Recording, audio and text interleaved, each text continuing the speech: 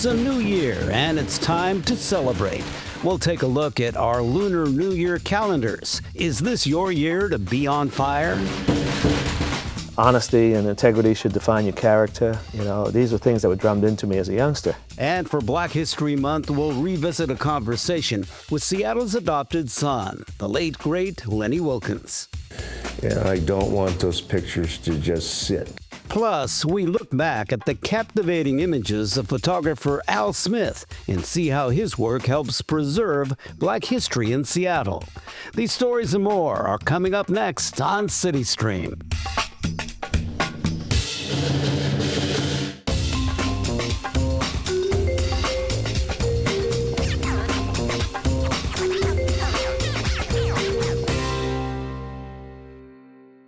Hi, I'm Enrique Cerna, and welcome to CityStream from the Wing Loop Museum in Seattle's Chinatown International District. Since 1582, most of the world has measured time using the Gregorian calendar. Pope Gregory VIII created it to better track the solar year, the time it takes Earth to orbit the sun. But it's not the only way to mark the year. Many Asian and Islamic cultures follow the lunar calendar, which tracks months by the phases of the moon. Because it runs about 11 days shorter than the solar year, it's used more for cultural and religious traditions than for tracking agricultural seasons. Today, we often blend these calendars, honoring the rhythms of both the sun and the moon while celebrating traditions rooted in each. A perfect example is Tet, the Vietnamese Lunar New Year. It shows how New Year's traditions can feel familiar, yet different. We'll explain how in just a bit. February is Black History Month, so I thought it'd be a perfect time to look back on my April 2000 interview with the late Hall of Fame basketball coach Lenny Wilkens. Now, most of us remember him as the coach who led the Seattle Supersonics to the 1979 NBA championship. Of course, that made Wilkens a Seattle icon. But there was much more to Lenny Wilkens' story. He was a leader, a trailblazer, and a humanitarian who touched the lives of many. Bed-Stuy, was that what the area you were in? Yeah. Wilkens gets the shot off, and it's good. He was born Leonard Wilkens Jr. and raised in the Bedford-Stuyvesant section of Brooklyn, New York. At the age of 5, his father passed away, and Lenny, as he would be called, would become the man of the house. Honesty and integrity should define your character. You know, these are things that were drummed into me as a youngster, and that if you really wanted to, you could impact your life. Wilkens' father was black, and his mother was white. She was a devout Irish Catholic who wanted her son to become a priest. But the game of basketball got in the way. And ironically, a Catholic priest, Father Thomas Mannion, had something to do with it. We used to call him Iron Hands, you know, because he'd grab you, you couldn't get away from him. Father Mannion saw that young Lenny Wilkens was a talented basketball player. While he didn't play for his high school team until his senior year, Wilkens still shined. Father Mannion was determined to get him to the next level. Encouraged me to stay in school, and then wrote to Providence College to get them interested in giving me a scholarship. At Providence, Lenny Wilkens found success on the basketball court and in the classroom. His senior year, he led the Providence Friars to a 24-5 record and earned All-American honors. In 1960, Wilkens began his professional basketball career when the St. Louis Hawks made him a first-round draft choice. But off the court, he had his first encounter with the Jim Crow segregation laws of that time. You'd felt racism before, but you felt it for the first time, I think, hard. Well, it was very blatant. I hadn't experienced it to that degree. We moved into this neighborhood, and for sale signs went up everywhere. We had a little collie puppy, and it was poisoned, you know. Oh, gosh. So, yeah, there were some tough times, but I refused to be intimidated. Some people moved, some stayed, and saw that we were just human beings like they were. But those hard times would change in 1968 when Wilkens was traded to Seattle. His floor leadership and scoring ability would make him a fan favorite. It was in Seattle that he became a player coach. At the time, Wilkens was only the second African American to serve as a head coach in the NBA. The first was Bill Russell. How did that go when you first took over? It was a struggle the first year, and then what happened was there were a couple of games that I felt my coaching helped us win, and that piqued my interest. Under Wilkens' leadership, the team was improving, but then the front office decided to trade him to the Cleveland Cavaliers. Wilkens was unhappy with the move, and so were Sonic fans. The trade proved to be a bad move. Wilkens got his payback when he returned to Seattle, and his Cleveland team beat the Sonics with a hometown crowd cheering him on. I felt good that the reception was what it was. I didn't know what it would be, and the fans were incredible. They were tremendous, and they rooted for us the whole game. Wilkens finished his playing career in Portland in 1975, but his heart was still in Seattle, and that would be home. Seattle has always been a place that I fell in love with, my family fell in love with.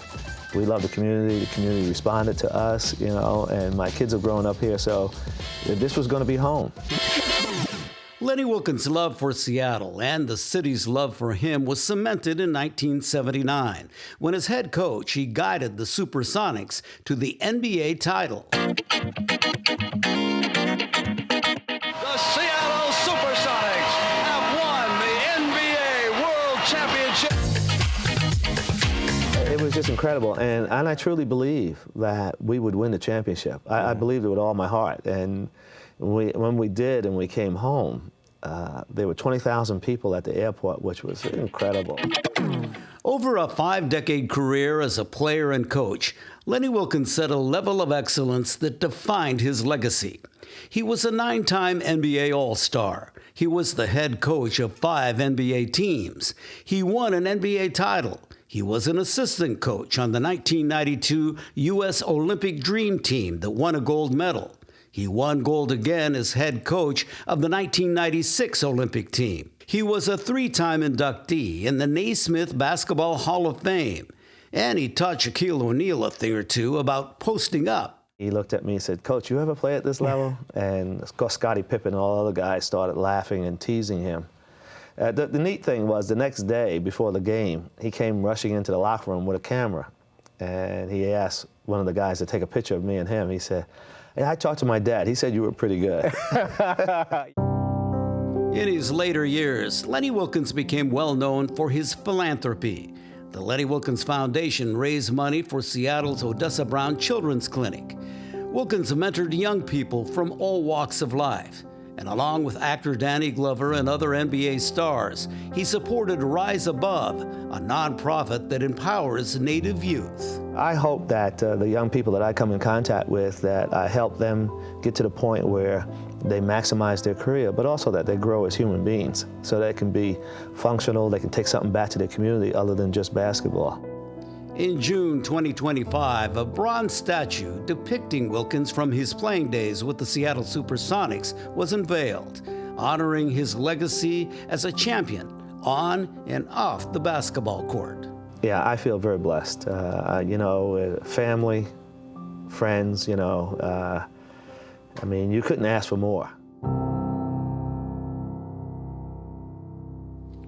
An interesting footnote to my interview with Lenny Wilkens. He told me about a woman who, through a relative of his, asked if she could meet with him to offer prayers for him and the Sonics, whom he was coaching at the time.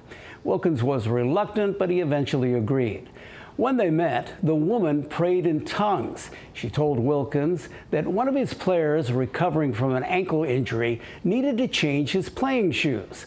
The player was the great shooting guard Fred Brown. Now, after he changed his shoes, downtown Freddie Brown got hot. The woman also told Wilkens that the following season would be a great one.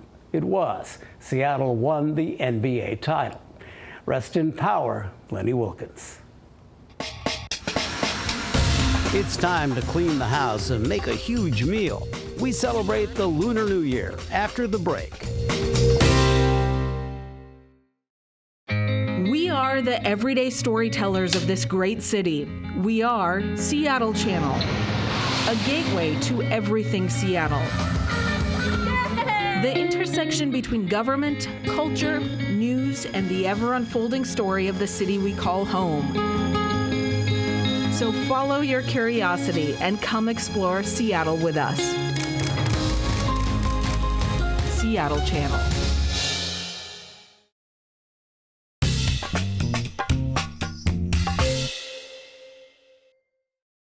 Welcome back to CityStream from the Wing Luke Museum.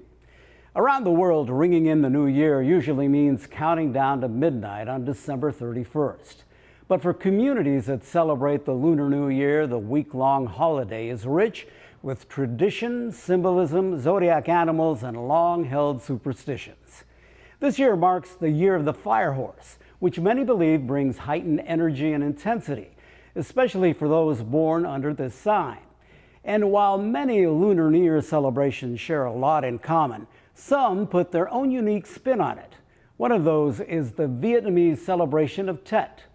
Producer Randy Ng takes a closer look.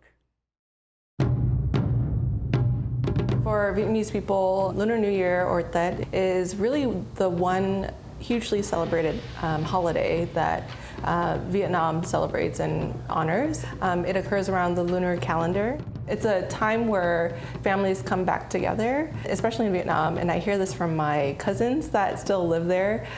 They make their effort to really leave the city and leave whatever they're doing to then go back to their hometowns and be with family to start the new year off on the right foot. Family is really important. Even like red and gold are still very prominent colors for New Year's. We usually focus on bringing everything that will elevate our luck for the new year. Of course, there's things like clean the house before New Year's because you want to step into the new year with new clothes, bringing in good energy. Preparing lots of food, abundance food is really important. There's lì xì, which is the red envelope, where it's usually the elders giving to the younger generation. It's not just about the money. And you have to do a greeting or like say something in order to receive the red envelope, or else you won't, or they'll be really hard on you if you don't learn how to say it correctly in Vietnamese. There are definitely a lot of similarities between Chinese and Vietnamese New Year. For Vietnamese, there's just like small differences. One that most people know about is the zodiac. Every year we have a different animal. For the most part, we have similar animals except the rabbit. In Vietnamese, it's actually a cat instead of a rabbit. And I'm actually year of the cat. And so I have this identity crisis every time, having to explain why I'm this animal versus a different animal. Usually what's on the menu for Tet is a variety of things. Typically there's usually sticky rice, and we have both like the long log sticky rice, but also the square sticky rice. And I think the square one is more known in Vietnamese culture. And then there's the braised pork and egg dish. It's a very homey dish that most families have it during dinner time. Something else that's offered, those red trays of dried fruit and dried treats.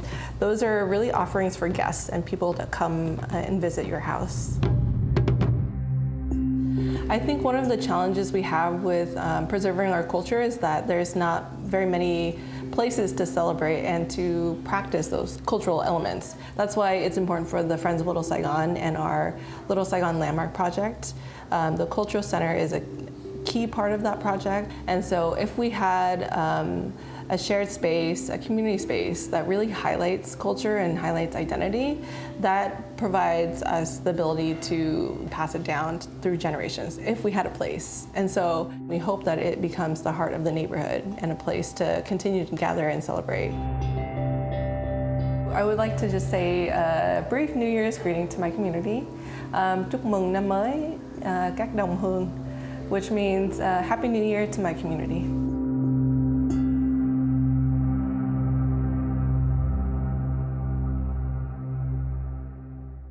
If you'd like to learn more about the Friends of Little Saigon's upcoming Tet celebration and their plans for a new community center, you can visit their website at flsseattle.org.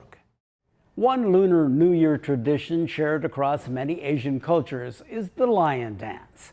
However, performing it can be a really stressful way to start the year.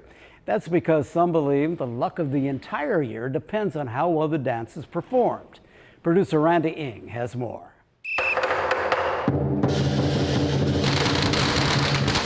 The lion dance is not just a matter of taking the puppet, moving it around with the music and call it a dance.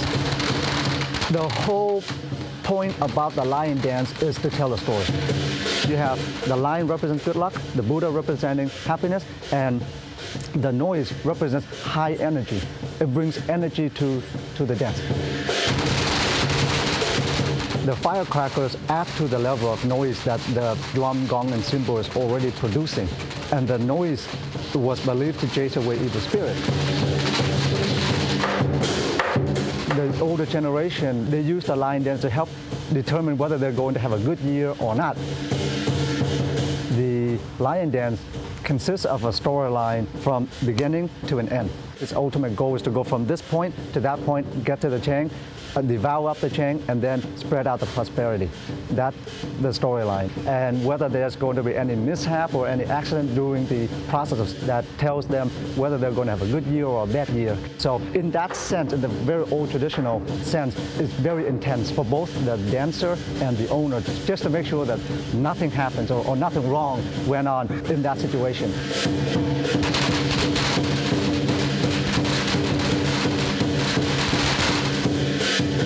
In our culture, people believe that the sight of a lion is a lucky sight.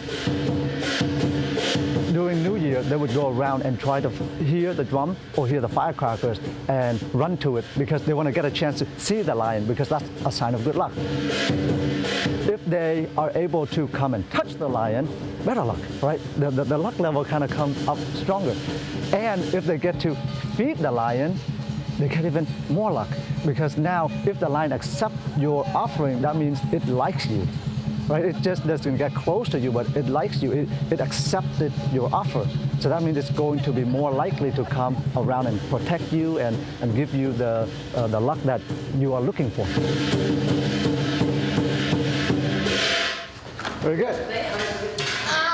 Not only does it bring a lot of energy to anywhere the lion dance is performed, but the benefit of the lion dance to the member going out and being physical and participate in a dance like this and continue the culture. So we're going to practice the same thing and ignore this cameraman.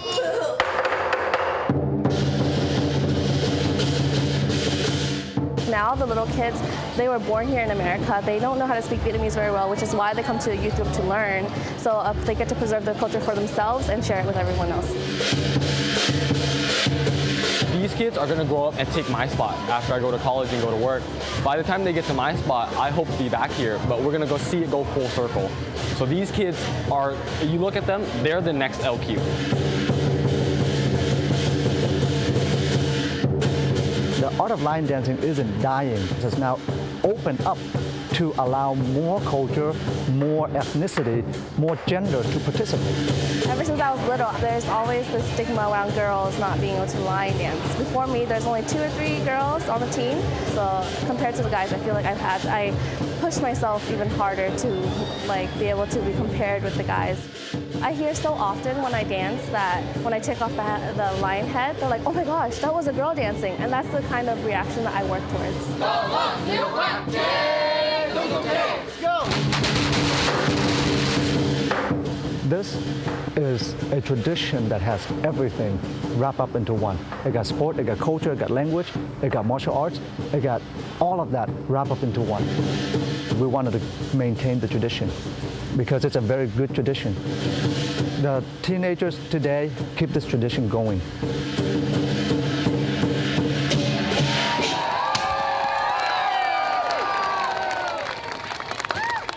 Those kids make it look easy, right? The Luan Quan Lion Dance team got its start right here in Seattle 50 years ago. The youth group came along a little later in 1998, headed by Duke Cash Vo. If you'd like to learn more about the group, visit their website at lqliondance.org. We'll be right back. Seattle Channel, 2025 Northwest Regional Emmy recipient for overall excellence.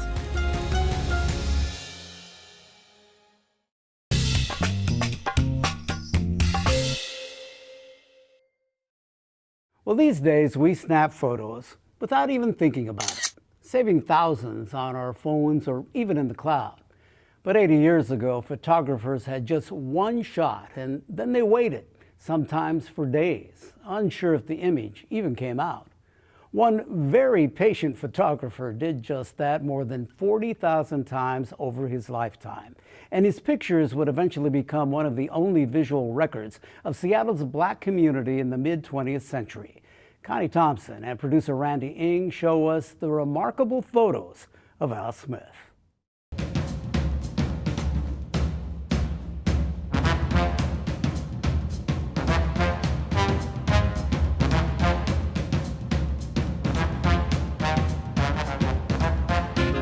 He was always a photographer. He was an artist. It was like you were engaged in what was happening at that particular moment that he would take the photographs. What he covered was happy. You know, he showed people enjoying themselves. And when you look at his pictures, for me, you feel that. And so when I want to feel good, I look at some of his pictures because it's a nice escape.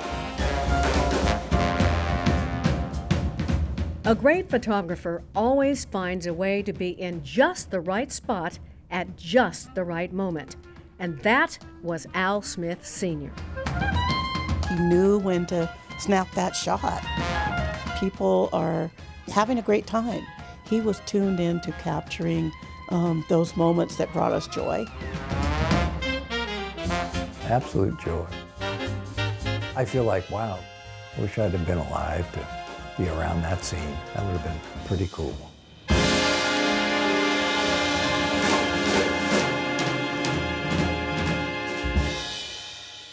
You can just feel the audience. That's, to me, a very energetic photograph.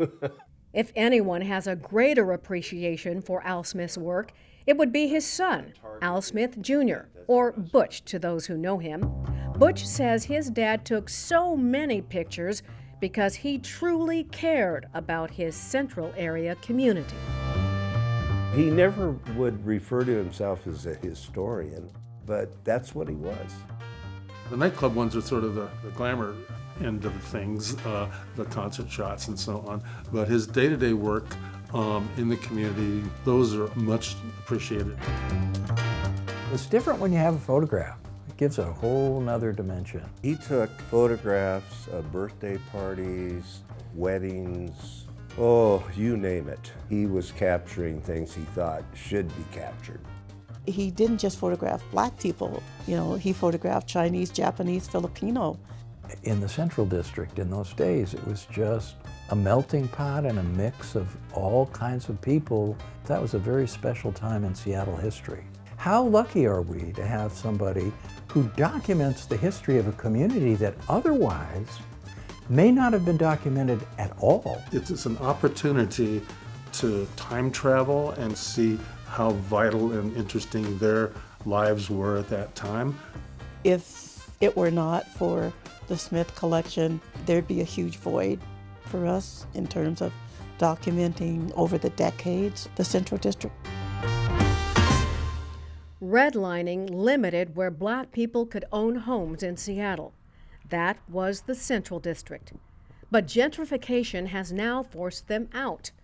Also gone, much of the rich culture and soul of that community. It's just really important to have the history there so people don't think, well, yeah, a lot of Black people used to live here and now they don't. I realized the historical significance, and I don't want those pictures to just sit.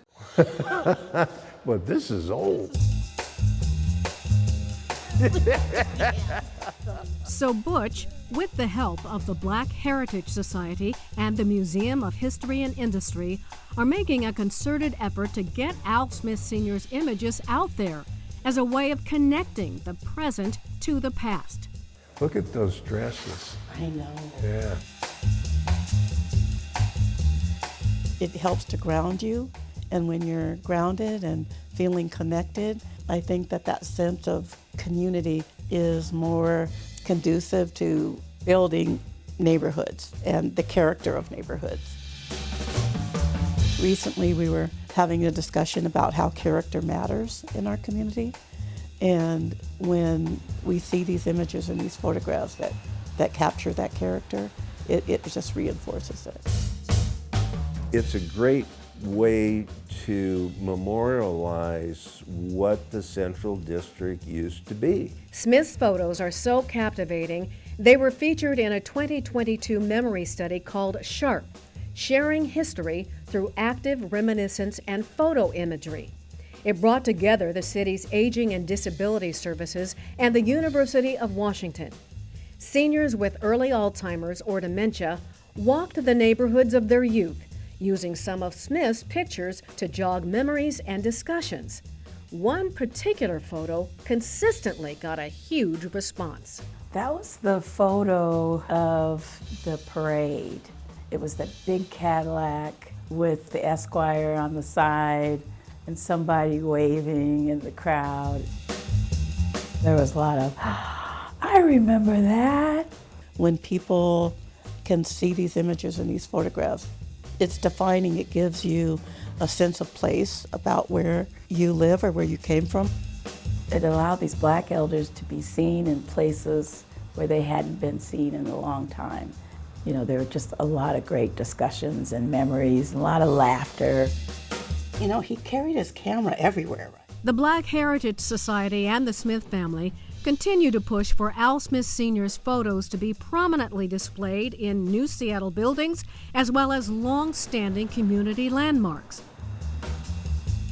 All this to honor one man's lifetime hobby and transform it into a lasting legacy. He would appreciate it, but it's not something he expected. He said, I wasn't doing anything special. I was just taking pictures. He meant that. He was just surprised nobody else was.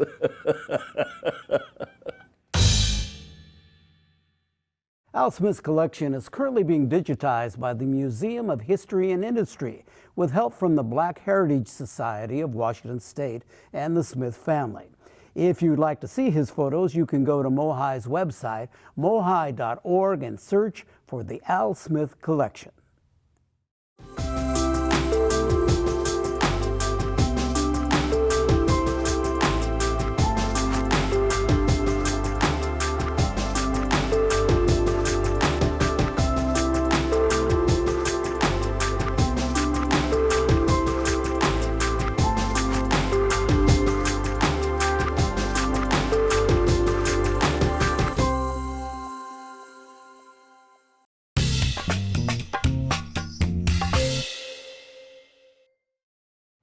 That's all for this episode of CityStream. If you'd like to learn more about the museum and its exhibits, especially the Bruce Lee stuff, you can go to their webpage at wingluke.org. And if you'd like to watch more of our award-winning programming, you can go to our website, seattlechannel.org, and search for feature shows. I'm Enrique Cerna. Thanks for watching. Happy New Year and go Hawks!